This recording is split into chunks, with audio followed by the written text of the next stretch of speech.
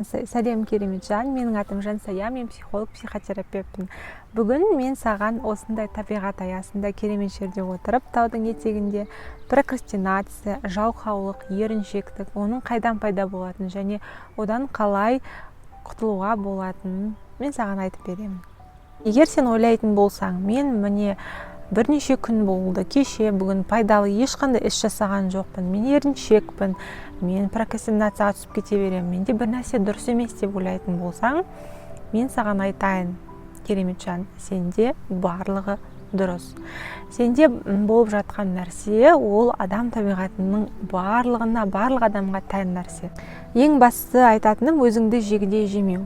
Яғни мен жаман адаммын, мен еріншекпін, мен жалқаумын деп өзіңді негативті ойлармен толықтыру ол ешқашан жақсы результат бермейді. Керісінше сен өзіңді өзің ұрсып жатқаның, өзіңді өзің кінәлап жатқаның ол жай ғана адам табиғатына сай нәрсе. Себебі ми, адам миы кез келген ыңғайлы уақытта демалуды, жұмыс істемеуді, энергияны сақтап қалуға барынша тырысады.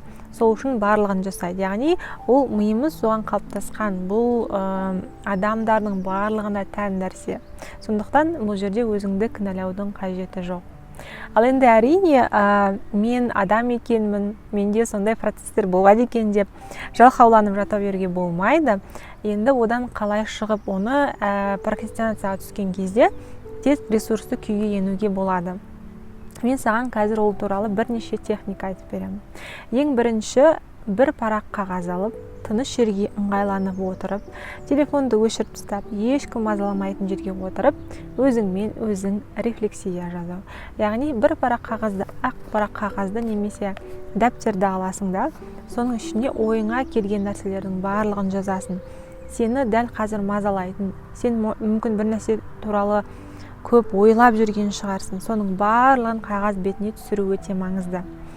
Себебі бұл не үшін керек? Егер ойыңда ештеңе жоқ болса, не жазарыңды білмейтін болсаң, содан бастайсың. Мен не жазарымды білмеймін.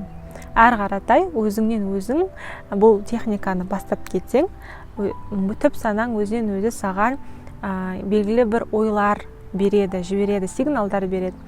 Мүмкін өзіңнің басыңда мазалап жүрген нәрселер бар шығар, мүмкін сен оны өзің саналы түрде байқамай жүрген шығарсың. Соның барлығын ақ қағазға түсіру арқылы сен өзіңмен өзің жеке жұмыс жасайсың. Прокрастинация, яғни еріншектіктің себептерінің бірі ол адамды егер бір нәрседен мазалап жүрсе, бір нәрседен қорқып жүрсе, бір нәрседен қиналып жүрсе, ол әрқашан алдыға қарай жылжуға кедергі болып тұрады.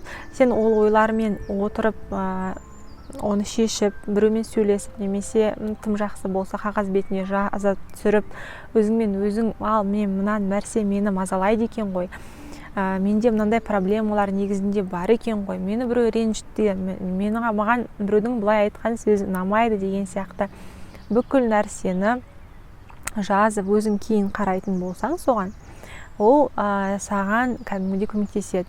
Шынымды айтсам, мен ол техниканы жасағаннан кейін өзім туралы көп нәрсеге көзім жетеді, өзім туралы көп нәрсе, жаңа нәрселер біле бастаймын. Және де одан кейін таңғаларлық жолмен миымда барлығы түсінікті схемада болып, барлығы бір өз орнына түскендей қалыпқа енемін. Бұл техниканы міндетті түрде жасап көр, ол саған көмектеседі. Жалпы тағы да бір жайт айта кететін, адам баласының көптеген проблемалары ол біздің өзімізбен өзіміз сөйлесе алмайтындығымызда. Яғни сөйлесе алған күннің өзінде де біз өзімізбен шынайы отырып сөйлесе алмаймыз.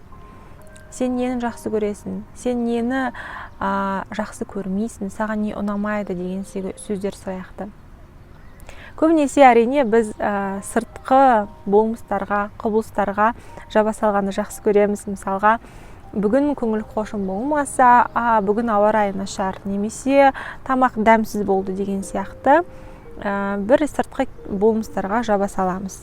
Ал негізінде сенің жан дүниеңе саған біреу саған ұнамайтын сөз айтқан шығар. Мүмкін саған сенің жұмысың ұнамайтын шығар. Мүмкін сен бір нәрседен қорқып жүрген шығарсың. Оны ешкімге айта алмайтын шығарсың. Мүмкін сен жалғастырап жүрген шығарсың. Оның барлығын егер өзіңмен өзің отырып шынайы сөйлесіп, сұрақтар қойып, соған нақты жауаптар таппасаң, ол сені әрдайым алдыға жылжуға кедергі болып тұрады. Сондықтан тағы да саған берер кеңесім, бір парақ қағаз алып, немесе дәптер алып, бүкіл ойыңды, қорқыныштарыңды жазып шық.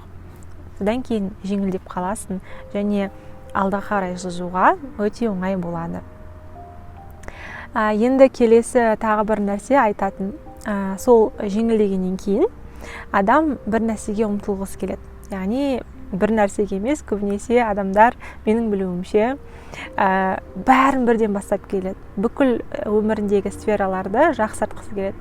Мен ананы істегім келеді, мынаны істегім келеді, жұмыста ұтқыр болғым келеді, жеке өмірімді де мынаны істегім келеді, барып қыдырып қайтқым келеді деген көп ойлар келуі мүмкін, идеялар келуі мүмкін.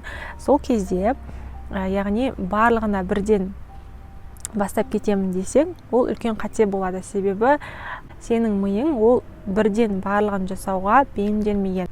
Сондықтан барлығын бірден бастап кетуге тырыспай, біртіндеп өзіңе алдыңа 1-2 мақсатты қойып, соған жету жолын ойластырып, белгілі бір уақыт беріп, мысалға мына нәрсеге 1 айда жетемін, мына нәрсеге 2 айда жетемін деген сияқты уақыт бөліп, соған жетудің жолдарын ойластырып, қадам жасау керек. Енді келесі кеңес қадам жасау туралы. Айтады ғой, ең қиыны, ең бастысы бір қадамды жасау алға қарай. Әрине, бұны сен мүмкін бұрын естіген боларсың. Ерініп жалқауланып жатқан кезде тұрып бір нәрседен бастап кетсең, әрі қаратай сол нәрсенің азартына қалай кіргеніңді білмей қаласың. Кейін сол істің барлығын, ойлаған жұмыстарының барлығын бітіріп тастайсың. Сондықтан бұл негізінде шыным. Ал енді қорытындылай айтатын болсам, Кереметжан, мен саған ондай бір жақсы фразаны айтқым келеді. Өзіңе төреші емес, өзіңе адвокат бол. Яғни прокрастинацияға түскен жағдайда өзіңді кінәлаудың орнына, мен жаман адамын, мен еріншекпін деудің орнына, өз-өзіңді қолға алып, өз-өзіңді жай ғана құшақтап, демеу болып, өзіңді түсінуге тырыс жан дүниеңді. Сен робот емессің ғой. Бұған дейін қаншама сен жетістіктерге жеттің, қаншама қиындықтардан өттің. Әрине, сен кейде демалуға, шаршауға толықтай құқың бар. Сондықтан ең алдымен өзіңе демеу бол, өзіңді, жан дүниеңді түсін. Сен адамсың, сен демалуға тиістісің. Одан кейін өзіңе мазалайтын, шынайы өзіңмен сөйлесіп, өзіңмен жазып, рефлексия жүргізіп, соны ашып алғаннан кейін алға қарай бір қадам жаса. Содан кейін барлығы өз-өзінен бола береді. Бұған мен кәміл сенемін, бұл техникалар міндетті түрде саған көмектеседі. Ал енді Кереметжан, мен саған сәттілік тілеймін, және бұл видео саған кішкене де болса бағыт-бағдар, мотивация, шабыт берді деп үміттенемін. Келесі көріскенше сау бол.